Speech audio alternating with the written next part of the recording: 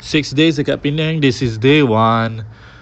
Okay, I datang Penang ni by bus, which is agak menyesal sebab 6 jam.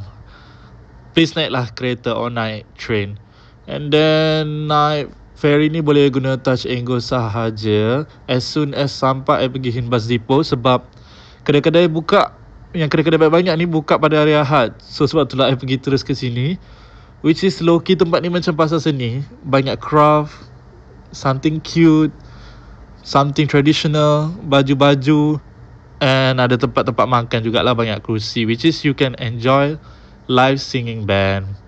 Makanan kat sini agak mahal, so I just makan tahu bergedil sambil duduk kejap dengar dorang ni nyanyi, and then I just balik.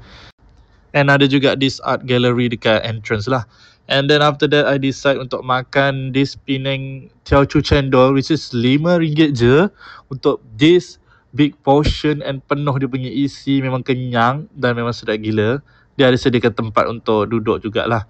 And then petang tu jalan-jalan jap around Georgetown.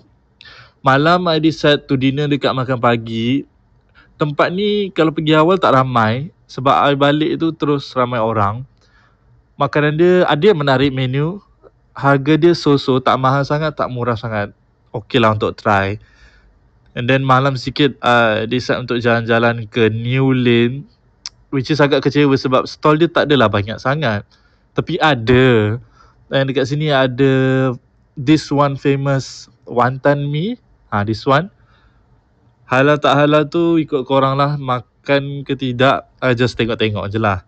And then jalan-jalan sikit balik tu untuk bergambar dekat tepi-tepi jalan. Okay, tu je, bye.